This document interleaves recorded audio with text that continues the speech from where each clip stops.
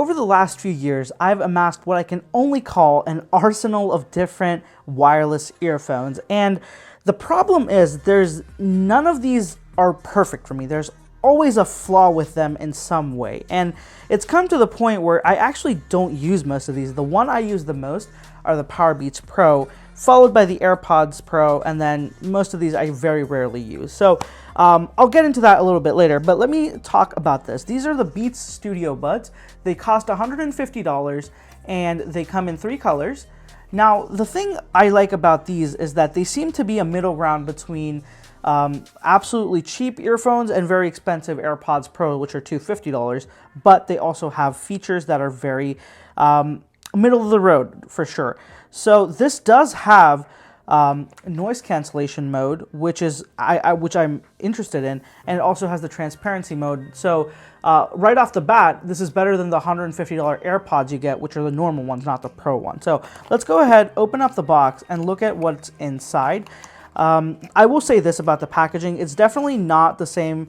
That, you know, it's not what the Beats we used to know when it comes to packaging. It's quite a tinny little cardboard box, and I'll be honest, the $40 OnePlus Bud Z, they had better packaging than this, so a little bit disappointed with that on initial impression. So this is what we have. We've got the buds right here in a little plastic kind of tray, is what I can call it, and behind it we had what is a diagram of the different functions of the bud, and on this side we've got the cable and what looks like ear tip. So very neatly laid out. I do definitely like that Apple does a good job with laying all this stuff out neatly, and you know, it's just been it's always been something they focused on. And you've got a couple of pieces of paperwork, initial pairing for Android, charging. So I did forget to mention, this now comes with USB-C to C charging, which is way better than the USB to Lightning, which have been pretty much the case for every wireless Apple earphones or headphones up till now. So that's a big change I'm happy about, because the rest of these are USB-C, they're a standard, and then these two are Lightning, and it's a little bit annoying to have to deal with both. So let me go ahead and open this up. So plastic tab.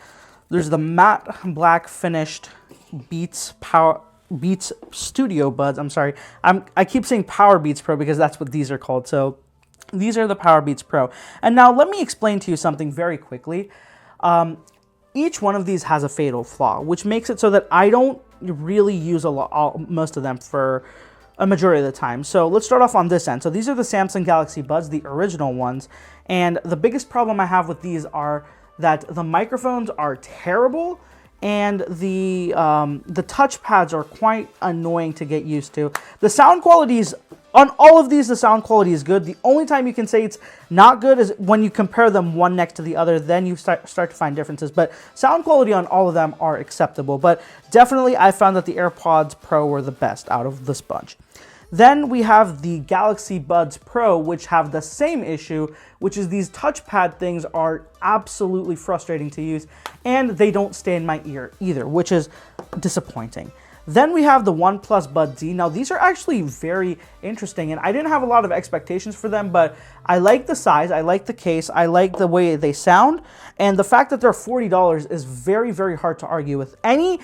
Any issues they have, I just can't argue because it's $40. So these are pretty good, and I was really not expecting them to be as good as they are.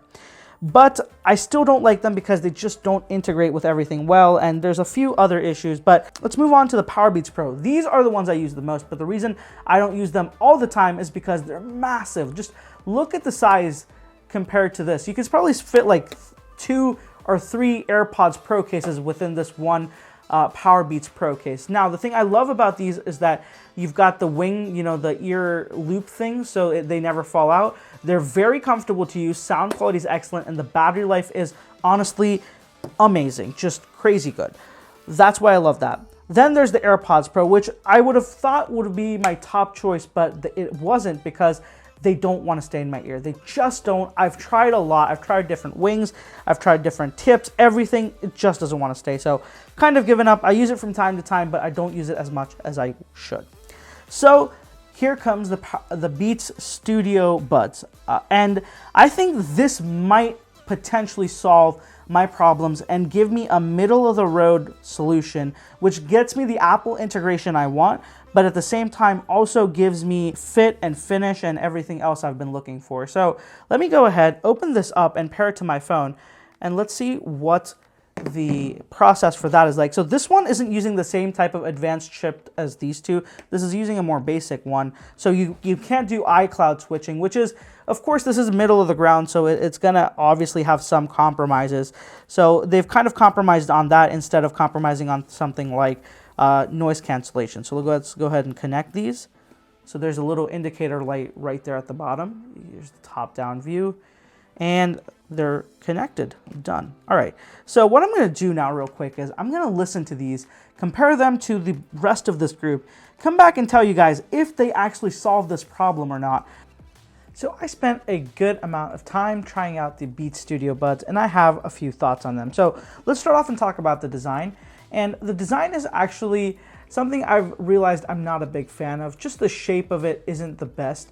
And when you actually grab onto these, they're a little bit too thin on the top. So when you pull them out of the case, if your hands are moist or if you have a little bit of sweat on them, it's going to be a little bit harder to grasp and pull out.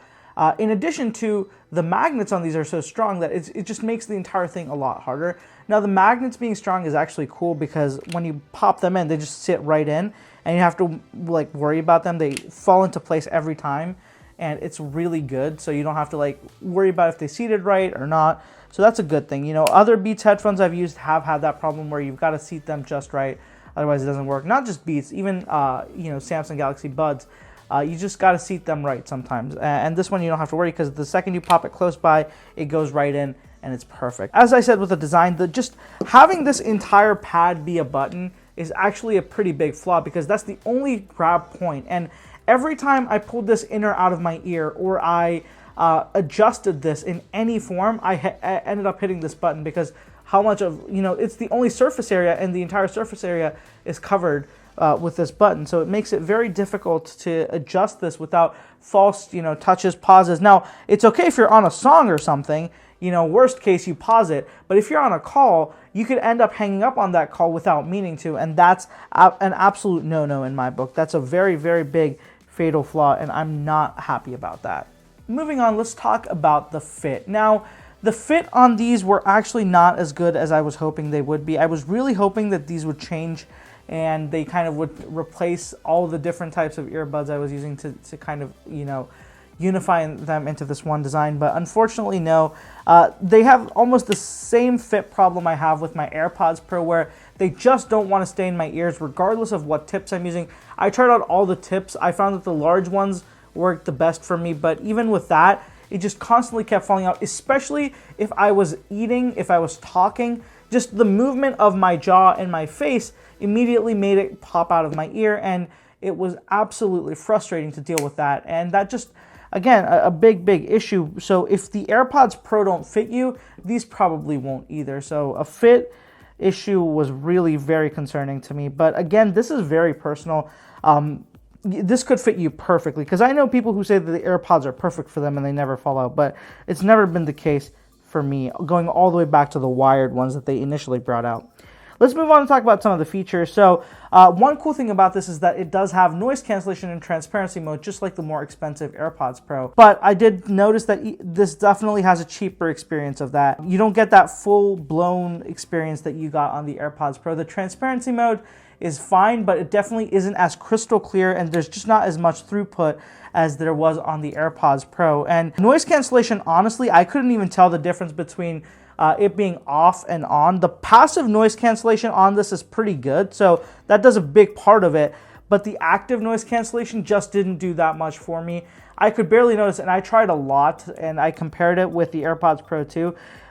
It just, this didn't feel like it was doing that good of a job. So it was really hard to just differentiate between actually all three modes, not just the two modes. Even between transparency and normal, it just didn't really work out as well as I would hope to have. Moving on, as I said, you know, this does have a lot of similarities with the AirPods Pro, and another one of those similarities is the range. So this has fantastic range, which is the same as the AirPods Pro. So I tested this and the AirPods Pro out back to back, and they both started cutting out exactly at the same distance away from where I left my phone. So they have very good connection. So you could definitely leave them in your house and walk all around and never have to worry about losing connection. That's fantastic.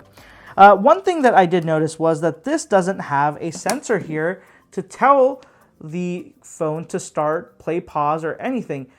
These two pins are just the charging pins as far as I can tell. So when you put these into your ears, every time you have to hit play, pause, or it just doesn't automatically sense that they're not in your ear. So with the AirPods, if you actually play them, try to play them without them being in your ears, they just won't play back from them. But these, you can actually play these even if they're not in your ears, but they're still in the case, but you open the lid. So the second you open the case, the connection is established, is what I've noticed. So it doesn't matter if you put them in your ears or not. The second the case is open, these headphones immediately pair with the phone and it's off to the races. It doesn't wait until you put them in your ear.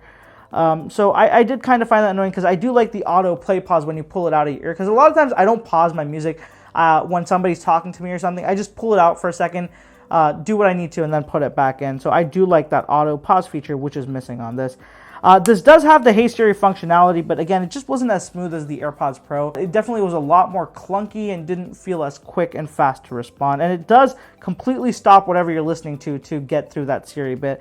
Whereas with the AirPods Pro, it would just lower the volume and you could kind of converse with it quicker. I have to commend the Beats though on one thing. They did a fantastic job with both the Android and iOS execution of this, because these work fantastic even with Android. I paired them up with my Galaxy S21 Ultra and they just paired up in a second, even faster than the iOS one actually, because the iOS, they had a few more menu options, but this one was just one click and it was connected. And then I could download the app if I wanted to, and the Beats app lets you do the same thing, like the transparency control, the noise control, the button settings, what you want the quick button, the hold to do.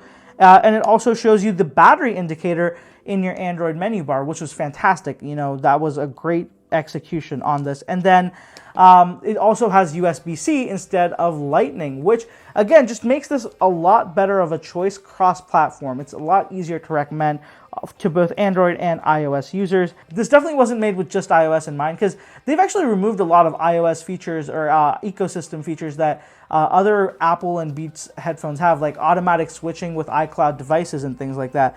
This doesn't have it, but what it does have is a very decent price, decent sound quality, some cool features.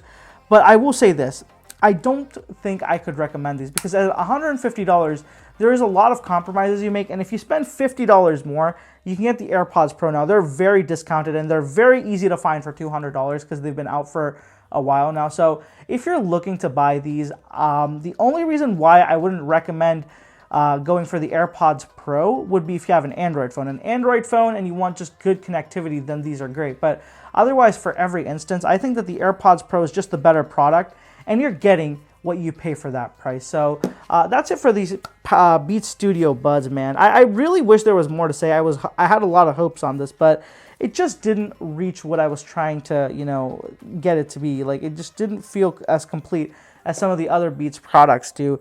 And it's a compromise, but I don't think a compromise is a bad thing. It's just not what I was looking for. But I'm sure that people will find this and be very excited about this proposition. So that's it for this one, guys. If you have any more questions about the Beats Studio Buds, feel free to ask me down in the comments below. And I'll link all the earphones and headphones you saw today. So if you want to buy any of those or check those out, I highly recommend checking those out. They're also linked down below. And if you haven't already, be sure to follow me on social media. I'll have all the handles right here on the screen, and of course linked down in the description below as well. Thank you so much for watching, guys. I'll catch you in the next one.